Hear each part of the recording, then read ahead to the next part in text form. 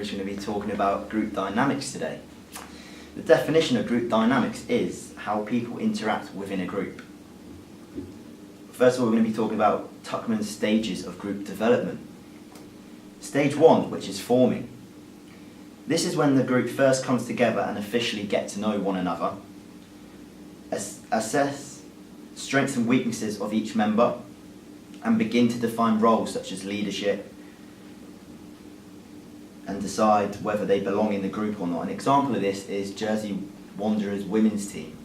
A whole load of new players from a different team came and joined, and they all began to decide if they liked them or not. Most of them didn't, so they went and left and joined another team, or just quit altogether. Stage 2 is storming. This is the chaotic period of conflict, which you can see up here, a bit chaotic, where individuals seek their roles and status within the group. Team members begin to fight for status within the team. Intense intergroup competition as group members compete for their positions in the team. Rebellion against the leader of resistance to the way the team is being developed and managed, all the tactics that they are adopting to play. An example of this would be talking behind somebody else's back to another player. Stage 3 is norming. Team members start to gravitate towards the norms of the group, so they get used to what the group is like and they begin to adopt their style. Members accept common goals and values of the group. Members start to appreciate the unique contribution that each member can make to the successful functioning of the team. The group pulls together and the roles are established and become stable. An example of this would be goal setting, so the manager would set goals at the start of the season. He could also get a group meeting and talk to them about the values of the team and what he wants them to be like. An example of some values would be in football, respecting the officials, or in any sport to be honest, and respecting the other team. Stage 4 is performing. This stage involves the team progressing and functioning effectively as a unit. The group works without conflict towards the achievement of shared goals. The group is now more motivated and the group is more knowledgeable, and they work for each other. And they're also able to make their own decisions and take responsibility for them. An example of this would be, as you can see, Man United in 2008 lifting the Champions League trophy. What a performance. We will now be going on to leadership. Qualities of a leader are patience, intelligence, confidence, and self-discipline and optimism. Definition of intelligence is the ability to acquire and apply knowledge and skills. Patience is the capacity to accept or tolerate delay, problems or suffering without becoming annoyed or anxious. Self-discipline is the ability to control yourself and to make yourself work hard or behave in a particular way without needing anyone else to tell you what to do. Confidence is the feeling or belief that one can have faith in or rely on someone or something. And optimism is hopefulness and confidence about the future or the success of something. There are 2 types of leaders. One is appointed and the other is emergent.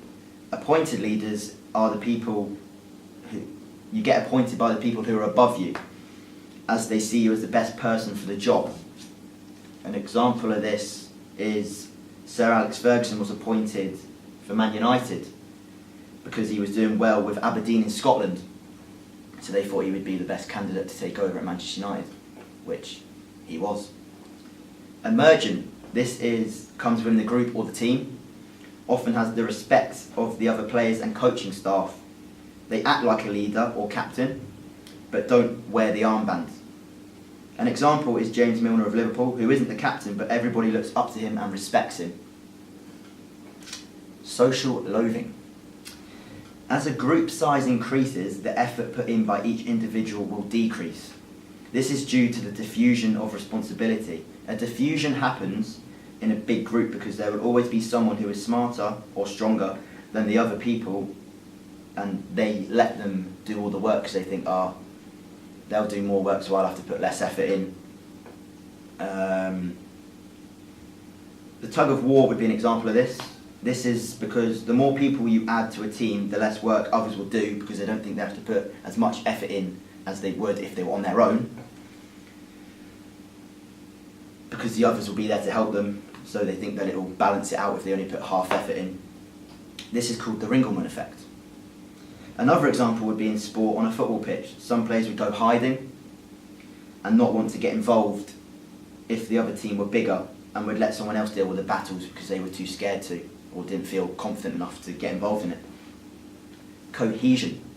A group process that is reflected in the tendency for a group to stick together and remain united in pursuit of its goals and objectives. Caron, Social Psychology of Sport in 1980, defined a cohesive group as having the following characteristics. A collective identity, which means people share the same characteristics. For example, Jersey Reds rugby players, they all like to go for a drink on a Friday night. A sense of shared purpose, so they all have the same goals. An example would be Man United, they want to win the league. Structured patterns of communication, rules of listening to teammates and coaches. Jersey Reds would be another example of this, because before a game day they all get together and one person gets selected to analyse the other team and then do a presentation to the rest of the teammates so they know where their other team weaknesses is and what they need to do to overcome the other team's strengths as well and pinpoint their weaknesses. Social cohesion relates to how well the team members enjoy each other's company. Recreational sport. Teams enjoy playing together regardless of whether they win or lose. An example of this would be Pogba and Lingard, as you can see. They plan and they do handshakes with and dance with each other when one of them scores. This shows good social cohesion as they share things in common as well as they get along, because they've taken the time, their own time, to plan the handshakes and the dances. Task cohesion relates to how well team members work together to achieve a common goal. An example of this would be Gareth Bale and Cristiano Ronaldo. They don't generally get on or like each other on the pitch, or outside the pitch, but they have to work together on it and play together to get the end goal, which they both want, the same thing, which is to win trophies and help Real Madrid do as well as they can. The group sticking together to reach the same end goal.